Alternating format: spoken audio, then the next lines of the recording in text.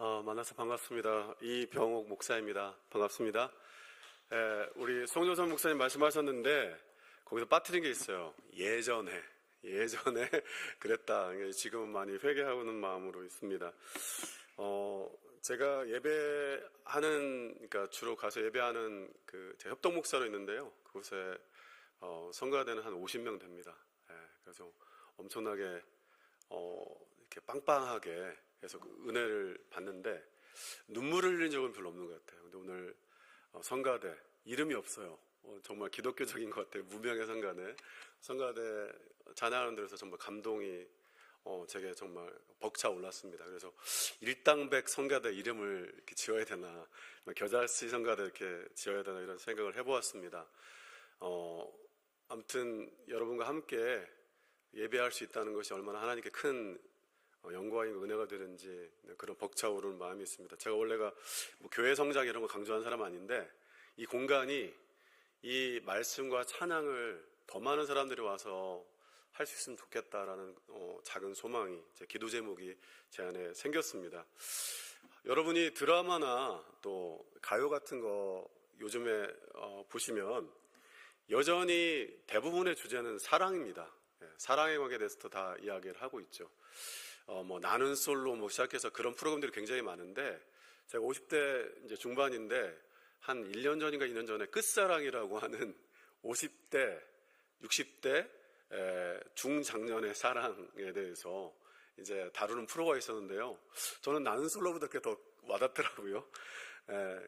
근데 그때 그 제목이 시사하는 바는 이게 진짜 마지막 사랑이고 끝까지 사랑하겠다 이런 내용이었던 것 같아요.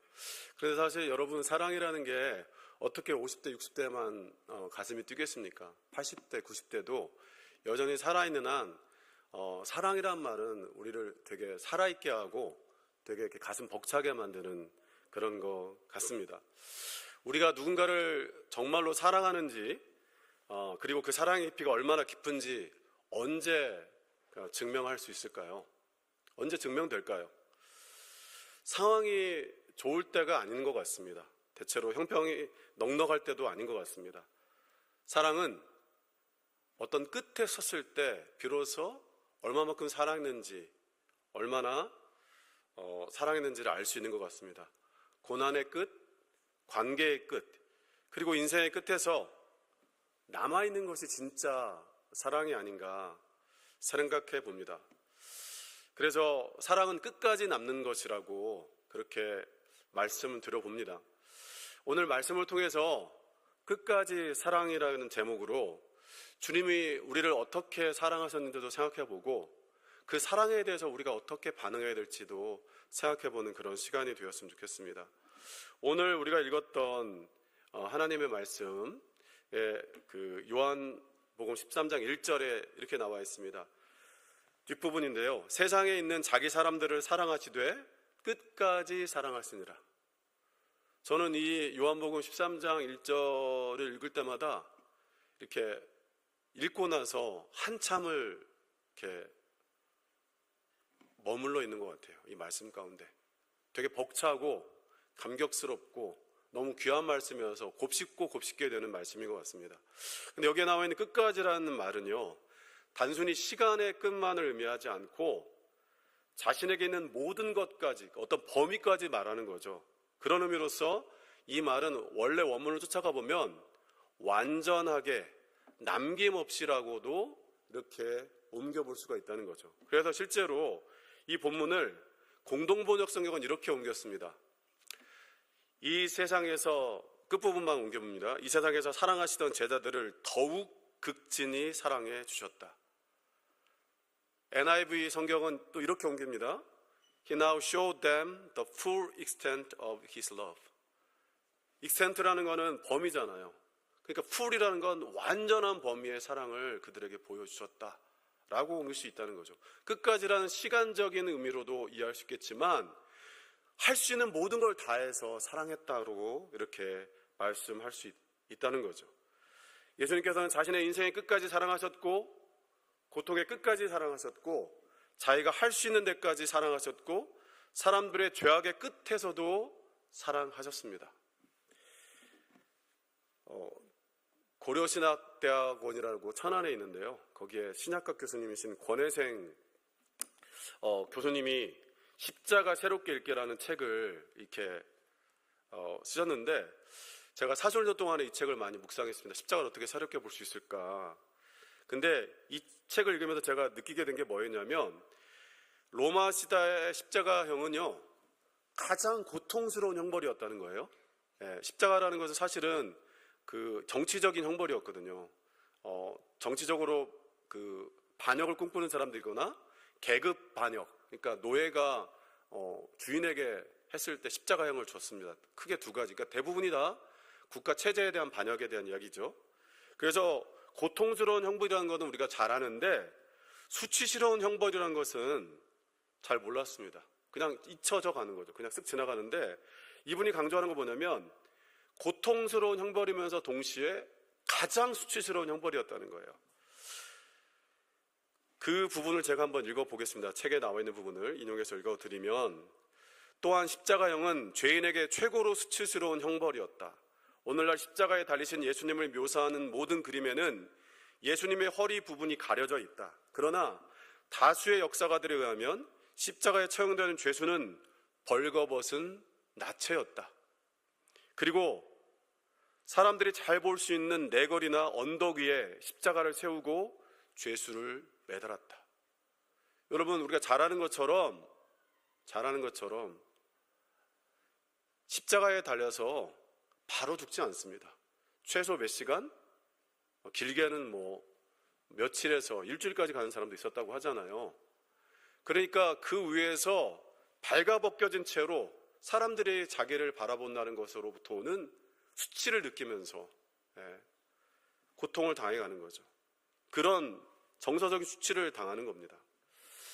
그러니까 우리가 아는 것처럼 그림이라 할지 예수님이 십자가를 그린 여러분들 다 보시면 다 중요 부위를 가려놓았죠.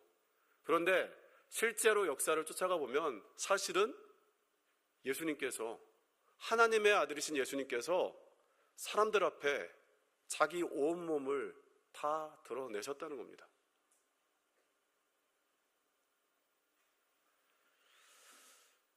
이태리의 산토 스피리토 대성당에 가면 미켈란젤로가 조각한 십자가라는 그런 조각사 있는데, 사람들이 이 십자가라는 조각을 보면서 더 깊은 감동을 느낀다고 그래요.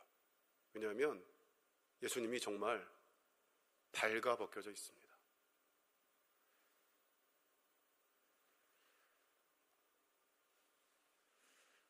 하나님의 아들이신 예수님께서 우리를 구원하시기 위해서 이렇게까지 하셔야 되나? 하나님이시라면 이보다 더 큰 능력, 대단한 걸 어떻게 할 수 있었을 건데, 성경은 이 방법으로 우리를 구원하셨다고 그렇게 말씀하고 있죠. 이사야서 53장, 우리가 잘 아는 고난받는 종의 이야기 속에 이렇게 나옵니다. 주님은 멸시를 받으시고 버림받으셨습니다. 가룟 유다는 예수님을 팔았고, 베드로는 예수님을 부인하고 저주까지 했고, 다른 제자들은 도망을 갔습니다. 한마디로 예수님께서는 제자들의 비정함의 끝을 맛보았습니다. 예수님께서는 채찍에 맞으시고요, 침뱉음 당하시고, 또 가시면류관을 쓰시고, 사람들의 온갖 저주를 당하시고, 그리고 십자가 위에서 벌거벗겨진 채 죽임을 당하셨습니다. 여러분, 인간적으로 보면 그 자리에서 사랑을 포기해도 이상하지 않습니다. 내가 이럴 줄 알았다면 내가 너를 사랑하지 않는 거였는데, 이렇게 말할 수 있을 것이고, 어떤 원망과 저주를 퍼부을 수 있었는데, 예수님께서는 그 십자가에서 이렇게 기도하셨습니다. 아버지, 저들을 사하여 주옵소서. 자기들이 하는 것을 알지 못함이니이다 라고 기도하셨습니다. 여러분, 이것이 예수님께서 이 땅에 있는 사람들, 자기 제자들, 그리고 이 땅에 있는 모든 사람들을 사랑하신, 끝까지 사랑하는 사랑의 모습입니다. 포기하지 않는 사랑입니다. 앞에서 말씀드렸던 것처럼 요한복음 13장 1절에 끝까지 사랑한다는 말은 다르게 표현하면 완전한 데까지, 내가 줄 수 있는 데까지 사랑했다고 옮길 수가 있습니다. 예수님께서는 조건적 사랑이 아니라 완전한 사랑을 보여주셨습니다. 요한복음 19장 30절에서 십자가 위에서 예수님께서는 이렇게 마지막으로 또 말씀하셨습니다. 다 이루었다. 여러분, 뭘 이룬 걸까요? 뭘 다 이루었다는 걸까요? 세상적으로 인간의 눈으로 보면 정말로 죄수의 틀에 죽어가는 한 비참한 인생의 최후처럼 보이지만 그 십자가 위에서 예수님께서는 다 이루었다고 말씀하셨습니다. 여러분, 예수라는 이름의 뜻이 뭡니까? 여호수아라는 말에 다른 표현이죠. 예수라는 말. 예수라는 말은요, 하나님께서 우리를 구원하셨다예요. 그 이름의 뜻, 이 땅에 오신 목적을 우리 예수님께서 이루셨다는 것을 지금 말씀하고 있는 것이죠. 그래서 요한일서 4장 9절에 10절은 하나님께서 사랑이시라고 그러는데, 하나님이 사랑이시라는 게 왜 하나님이 사랑이십니까? 라고 되묻는 사람에게 성경은 이렇게 우리에게 대답해 줍니다. 우리 같이 한번 읽어볼까요? 하나님의 사랑이 우리에게 이렇게 나타난 바 되었으니 하나님이 자기의 독생자를 세상에 보내심은 그로 말미암아 우리를 살리려 하심이라. 사랑은 여기 있으니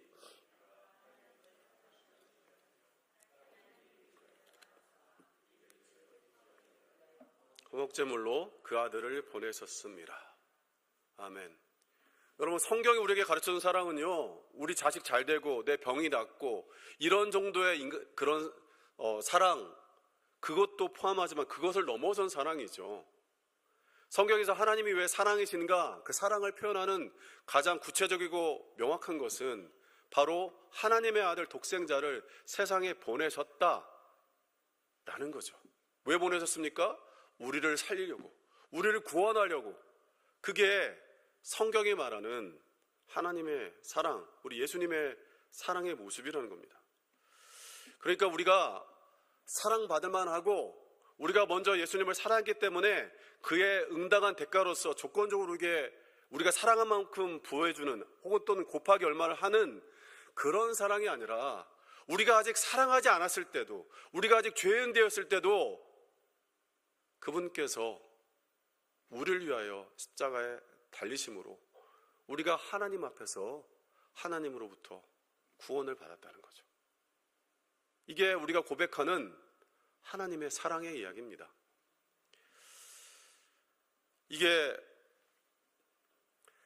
그래서 우리가 오늘 이 자리에 있는 것은요, 하나님께서, 우리 예수님께서 우리를 이렇게 사랑하셨기 때문에 그 사랑에 대한 응답으로서 이 자리에 있는 것이죠. 우리가 오늘 예배하는 것, 우리가 오늘 찬양하는 것, 내가 하나님에 대한 사랑에 대한 어떤 내 노력에서가 아니라 받은 사랑으로부터 흘러나오는 그 결과물인 줄 믿습니다. 그 열매인 줄 믿습니다. 오늘 여러분이 이 자리에 와서 예배드린 것은 우리가 사랑받았기 때문에 그 사랑의 결과로 드러난 모습이라는 겁니다. 그렇다면 이렇게 끝까지 사랑하신 주님 앞에서 우리가 어떻게 살아가야 될까? 오늘 성경에 그 모습들을 보여주고 있습니다. 그 모습을 통해서 두 가지 정도를 살펴보고자 합니다. 첫 번째는 하나님의 마음을 위로하기라는 겁니다. 하나님의 마음을 위로하기. 어떻게 하나님의 마음을 위로하지? 사실 쉽지 않죠. 제가 그래도 반백년 이상을 살다 보니까 또 많은 사람들이 하는 얘기들을 또 들어보니까 세상의 지혜 가운데 이런 게 있습니다. 어떤 게 있냐면 결혼식에는 못 가더라도 장례식에는 가야 된다는 거예요. 여러분, 축하하는 자리는요, 사실은 돈만 보내면 더 좋아할 수도 있습니다. 식대도 아낄 수 있고. 그런데요, 장례식에는요, 사람을 위로하기 때문에 돈은 보내지 못할지라도, 돈은 내지 못할지라도 가서 위로하는 것보다 더 큰 게 없어요. 여러분, 그래서 바로 인생의 가장 그 힘든 순간들, 여러분, 제 주변에서 가장 힘든 순간이 뭐였냐면 부모님을 떠나보는 자리는 그나마 괜찮습니다.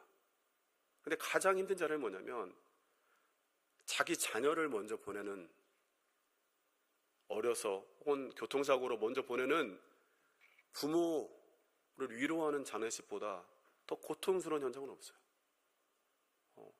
정말 그 절규와 그 고통을 위로한다는 것은 너무나 힘든 일이에요. 그렇지만 그 자리에 갔을 때 그 슬픔이 반이 되는 거거든요. 바로 이러한 일을 감당했던 사람이 바로 아리마다라는 거죠. 아리마다 요셉. 마태복음 27장 57절에서 60절에 이렇게 나와 있습니다. 제가 읽어드리겠습니다. 저물었을 때 아리마대 부자 요셉이라는 사람이 왔으니 그도 예수의 제자라. 빌라도에게 가서 예수의 시체를 달라 하니 이에 빌라도가 내주라 명령하거늘 요셉이 시체를 가져다가 깨끗한 세마포로 싸서 바위 속에 판 자기 새 무덤에 넣어두고 큰 돌을 굴려 무덤 문에 놓고 가니. 여러분, 이 장면은요 그냥 일상적인 상황이었다면 그럴만하죠. 왜냐하면 이 아리마대 요셉이라는 이 사람은 산헤드린이라고 하는 이스라엘의 종교 의회, 그런 곳의 일원이었기 때문에 사회적으로 굉장히 전명한 인사이기 때문에 이 사람이 이런 요구를 할 수 있었을 건데, 여러분, 이 시점이 언제였습니까? 바로 예수라는 사람이 로마의 반혁명 분자처럼 취급을 당해서 십자가에 죽고 그를 따르던 많은 사람들이 도망갔던, 우리가 잘 아는 것처럼 가룟자들은 팔고 자기 수제자였던 베드로가 예수를 저주하면서까지 부인하는 그런 상황이 벌어졌던 순간이었다는 거죠. 그러니까 지금 아리마대가 가서 요구한다는 것은 한마디로 말하면 그냥 단순한 친절이 아니라 목숨을 거는 행위인 거예요. 이 말 잘못 꺼내면 내가 죽을 수도 있겠다, 이런 것을 각오하고 가는 겁니다. 자신의 신분과 명예, 미래까지 걸고서 지금 빌라도 앞에 나간 겁니다.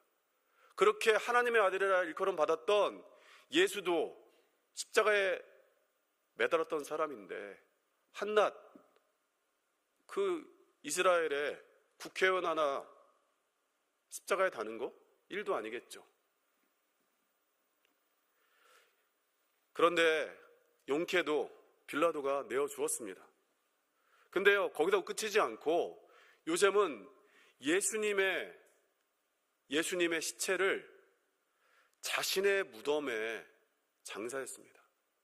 여러분, 오늘날의 무덤이라는 것은 우리에게는 그냥 개인적으로 이렇게 하는 거지만 이스라엘의 풍습은 뭐냐면 거의 가족장입니다. 그 무덤이 있는 곳에 가족들이 같이 묻히는 거예요. 그러니까 여러분, 그 거룩함을 추구하는 유대인이 나무에 달려 죽은 저주받은 자를 자신의 묘실로 받아들인다는 것은 그 거룩함을 깨트리는 것이고 자기 조상들의 명예를 더럽히는 일입니다. 그것을 감수하는 거죠. 자기의 가족으로, 자기의 영원한 역사로 받아들이는 겁니다. 이거는 쉬운 일이 아니에요. 일본 사람들이 예수를 받아들이지 못하는 건 지금도 일본 사람들은 가족장을 하거든요. 그러니까 자기가 예수를 믿으면 가족의 이론으로부터 벗어나기 때문에 예수를 믿는 게 쉽지가 않은 거예요. 지금 그 일을 이 요셉이란 사람이 하는 거죠. 십자가에서 우리가 잘 아는 것처럼 예수님께서 이렇게 절규했습니다.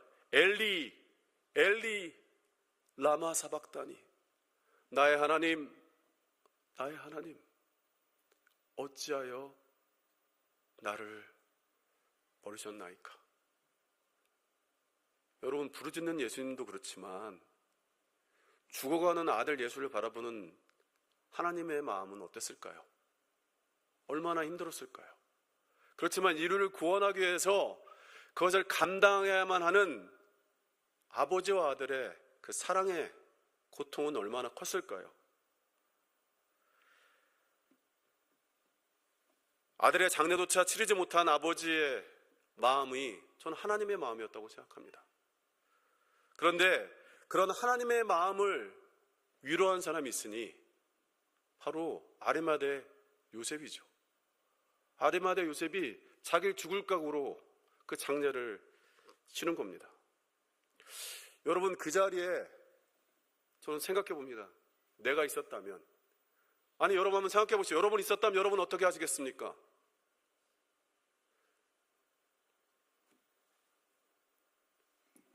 과연 우리가 아리마대 요셉처럼 그 십자가에 달려 죽은 로마 치하에 또 이스라엘 많은 사람들이 미워하는 그 사람의 시체를 가져다가 장례를 치를 수가 있을까요? 여러분, 월드비전이라고 들어보셨죠? 월드비전. 월드비전이라는 들어보셨죠? 예, 월드비전의 원래 전 명칭은 선명회입니다. 선명회라는 곳은요, 지금 전 세계 5천만 명의 가난과 재해로 시달리는 사람들을 이렇게 돌보는 굉장히 큰 그런 구호단체로 성장했습니다. 그런데 그 시작은 바로 어디에서부터 시작됐냐면 6.25 전쟁, 우리나라의 남북전쟁으로부터 시작되었습니다. 여러분, 그때 우리나라 땅에 왔던 종군기자로 오셨던 밥 피어스 목사님, 올 때는 로버트 피어스인데, 이 밥 피어스 목사님이 중국에 1947년도에 가서 중국 내지선교회에서 그 내지선교회에서 활동한 사람들이 중국의 한센병 환자들을 정말로 목숨을 다해 돌보는 곳에 감동을 받아가지고 나도 저렇게 살아보겠나라고 결심하고 있었는데, 그때 한국전이 발발이 됩니다. 그래가지고 목사인데 종군기자로 참여하는 거예요. 여러분, 그 당시만 하더라도 오늘처럼 인터넷이 발달한 시대가 아니었기 때문에 모르잖아요. 이분이 종군기자로 와가지고 그 곳에 전쟁으로 일어난 피해들, 특별히 고아와 미망인들을 찍어가지고 계속 신문으로 내보내는 겁니다. 근데 그분이 낡은 성경책을 가지고 있었는데, 그 너덜너덜 성경책 앞부분에 이렇게 기도문을 써놨다고 그래요. 그 기도문이 이렇게 나와 있습니다. 여기 앞에 나와 있는 것처럼, 하나님의 마음이 아픈 일로 내 마음도 아프게 하소서. 그러니까 하나님의 마음이 아프면 제 마음도 아팠으면 좋겠습니다. 이게 기도인 거죠. 여러분, 이 시대에 하나님께서 어디에서 누구 때문에 아파하실까요? 정말로 저는 예수를 모르는 사람이 있다는 것 때문에 우리 하나님 마음 아프실 거예요. 정말 하나님께서는 예수를 믿는 사람, 하나님을 아버지라 부른 사람이 오늘 이 자리에 더 많이 나와서 찬양하는 걸 기대하시겠죠. 그런데 한 발짝 더 나아가서 마태복음 25장에 보면 작은 자 하나에게 한 것이 곧 주님께 한 것이라고 말씀을 하셨습니다. 다시 말하면 우리 주변에 배고픈 사람, 가난한 사람, 병든 사람들, 외로운 사람들 때문에 하나님께서는 지금도 마음 아파하신다는 거예요. 여러분, 하나님의 눈으로 보면 예수를 믿지 못하고 이란 땅에서 폭격맞아 죽어가는 사람들, 레바논 땅에서 폭격맞아 죽어가는 사람들이 하나님의 마음으로 보면 예수를 모르고 저러다가 저렇게 죽어가는, 거기다가 전쟁으로 인해서 고통받는 그런 것을 보면 얼마나 가슴이 아프시겠어요.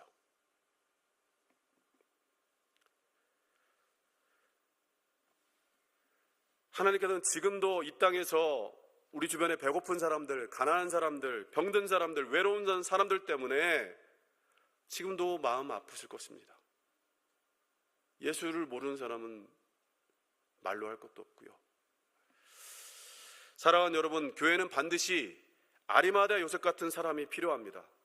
모두가 물러설 때 한 걸음 앞으로 나아가는 사람, 손해를 알면서도 주님 편에 서는 사람, 어쩌면 그 역할을 지금까지 감당해온 분들이 이 중에 있다고 생각합니다.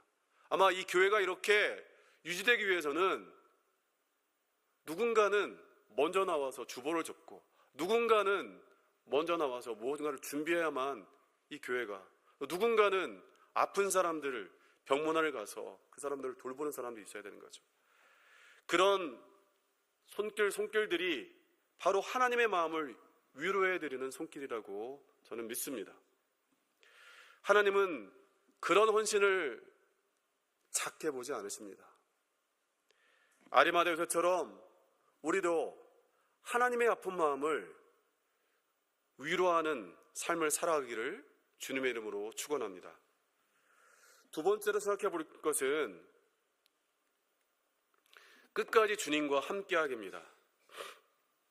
마태복음 27장에 보면 제자들은 다 떠났지만, 그러니까 제자들의 시각으로 보면 다 떠나버렸어요. 아무도 없는 것처럼 보여요. 그런데 성경은요, 끝까지 십자가 곁을 지킨 사람들이 있다고 이야기합니다.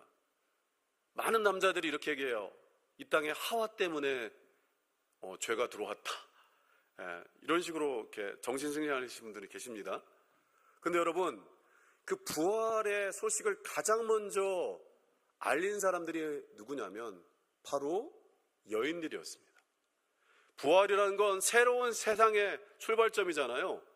새로운 세상의 출발점에 가장 먼저 살았던 사람들은 바로 마지막 끝까지 십자가의 곁을 지켰던 사람들이었다는 거죠. 마태복음 27장 55절에서 56절 이렇게 말씀하고 있습니다. 예수를 섬기며 갈릴리에서부터 따라온 많은 여자가 거기 있어 멀리서 바라보고 있으니 그 중에 막달라 마리아와 또 야고보와 요셉의 어머니 마리아와 또 세베대의 아들들의 어머니도 있더라. 저는 여기에 많은 여인들이 있다는 것을 먼저 말씀드리면서 오늘 특별히 저는 막달라 마리아에게 집중하고 싶습니다. 여러분, 사복음서에 공통적으로 여러 여인들이 등장하는데 공통적으로 등장하는 한 여인이 있어요. 예수님의 십자가를 끝까지 지키고 부활을 처음을 맞이한 사람, 바로 막달라 마리아입니다. 농담하면 분위기가 안 좋아질 것 같은데 막달라, 그럼 막달라 아닙니다. 죄송합니다. 막달라라는 게 지역이죠. 막달라라는 지역으로부터 온 마리아라는 거죠. 옛날에 같은 이름이 너무 많으니까 우리가 나사렛 예수라고 할 때 나사렛으로부터는 예수, 그런 의미거든요. 예수가 너무 많으니까. 근데 여러분, 성경에 보면 이 막달라 마리아 어떤 사람들이냐면 공통적으로 이제 같이 이렇게 옮겨주는 게 있습니다. 전에는 7 귀신 들렸던 사람이다. 그러니까 이 여인의 삶을 어떻게 표현하냐면, 여인이라는 삶 자체가 그 당시에는 힘들고 정황 증거로 보면 이 사람은 가족이 없는 사람인데 거기다가 귀신을 들렸어요. 근데 얼마만큼, 어떤 귀신이 들렸냐? 7 귀신. 7이라는 건 완전수거든요. 완전히 미쳐버렸다. 완전히 망가진 인생이다. 그런 거죠. 그런데 바로 그 인생을 우리 예수님께서 살려주셨고 그 인생으로 하여금 새로운 삶의 길에 들어서도록 그렇게 인도하셨습니다. 그런데 여러분, 그렇게 큰 은혜를 받았지만 예수님의 십자가 죽음 앞에서 이 여인이 할 수 있는 건 아무것도 없었습니다. 십자가의 고통을 막아줄 수도 없었고요, 지금 되어진 상황을 바꿀 수도 없었습니다. 그저 이 여인이 할 수 있었던 것은 그 자리에서 울며 지켜보는 것밖에 할 수 없었습니다. 근데 여러분, 어쩌면 그것이 바로 사랑입니다. 사랑은 능력이 아니라 머무름입니다. 사랑은 해결이 아니라 동행입니다. 사랑은 대단함이 아니라 끝까지 그 자리에 있는 것입니다. 여러분, 병들어 죽어가는 사람에게 사실 의사조차도 아무것도 해줄 수 없는 때가 있어요. 그래서 사랑은 끝까지 남는 것입니다. 예수님께서는 우리가 잘 아는 것처럼 대위임령 마태복음 28장 20절에서 이렇게 말씀하셨습니다.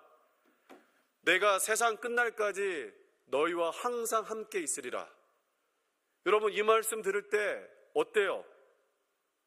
가슴 벅차지지 않습니까? 세상 끝날까지 너희와 항상 함께 있으리라. 여러분, 이 말씀을 왜 했을까요? 이 말씀은 우리가 듣고 싶어하는 말씀인 줄을 아시기 때문에 이 말씀 하신 거겠죠. 근데 여러분, 한 발짝 물러서서 더 생각해 보면 우리 주님도, 우리 하나님도 같은 기대를 갖고 있는 거예요. 내가 세상 끝날까지 너희와 항상 함께 있을 것이니까 너도 세상 끝날까지 나와 함께 있어줘. 여러분, 하나님께서 우리에게 기대하신 것은 하나님께서 사랑하시는 것만큼 당신을 사랑해달라는 건 아니지만, 내가 너를 사랑한 것처럼 너도 나를 사랑해줘. 이게 하나님의 사랑의 기대입니다. 이게 사랑인 거예요. 사랑이라는 것은 일방적이지 않고 쌍방적이잖아요. 사랑받고 싶은 겁니다. 요즘에는 주례사 할 때 이런 주례사 하면은 퇴출되지만, 옛날에 주례사 때 많이 나오는 말이 있습니다. 검은 머리가, 죄송합니다. 저기 건전지부터 소리가 나는 것 같아요. 검은 머리가 팥불이 될 때까지 함께 하겠다. 함께 해라. 좀 연륜 있으신 분은 보면서 씩 웃으시는데 아마 그런 소리를 들으셨을 거예요. 그럼 그게 무슨 말입니까? 어떤 의미일까요? 끝까지 사랑하고 살아라, 이런 의미겠죠.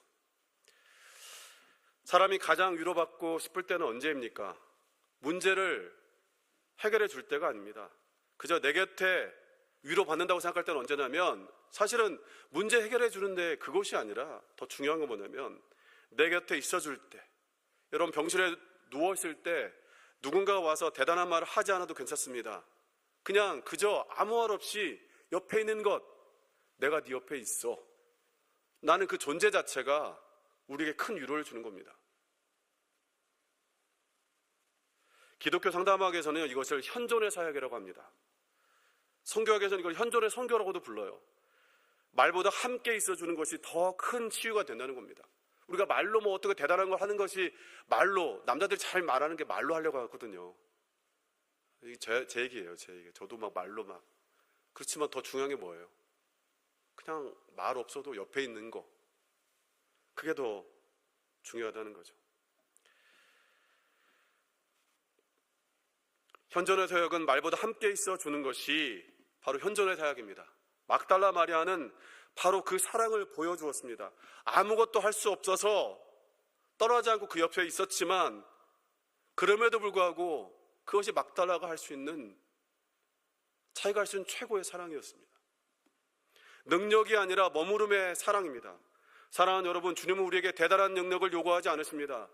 세상을 바꿀 업적을 요구하지 않으십니다. 그저 말씀하십니다. 내 곁에 끝까지 있어 달라. 신앙생활을 하다 보면 주님이 멀게 느껴질 때가 있습니다. 기도에도 응답이 없고 삶이 어려워질 때도 있습니다. 그때 우리는 떠나고 싶어집니다. 그러나 그 순간에도 흔들리지 않고 끝까지 주님을 믿고 교회의 빈자리를 지키는 것, 그것이 바로 막달라 마리아가 우리에게 가르쳐주는 가장 고귀한 동행의 사랑입니다. 여러분 모두가 힘들고 어려운 순간에도 여러분의 인생의 끝까지 주님과 함께 하시기를 축원합니다. 말씀을 맺으려 합니다. 사랑하는 성도 여러분, 사랑은 끝까지 남는 것입니다. 포기하지 않는 사랑으로 주님을 사랑하십시오. 하나님을 위로하는 그 사랑으로 살아가십시오. 떠나지 않는 사랑으로 주님의 곁을 지키십시오.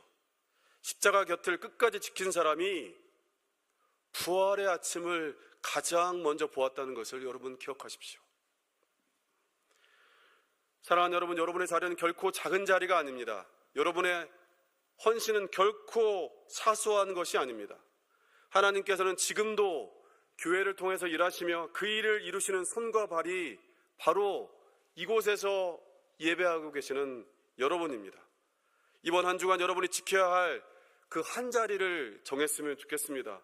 기도의 자리든 섬김의 자리든 한 영혼의 곁이든 끝까지 그 자리를 지키십시오. 이제도 앞으로도 포기하지 않는 사랑으로, 하나님의 마음을 위로하는 사랑으로, 떠나지 않는 사랑으로 그 자리를 지켜주십시오. 그럴 때 하나님께서 여러분의 삶을 통해 반드시 부활의 기쁨을 보게 하실 것입니다. 예수님께서 우리를 끝까지 사랑하신 것처럼 우리도 주님을 끝까지 사랑하는 하나님의 사랑스러운 자녀들 되기를 주님의 이름으로 축원합니다.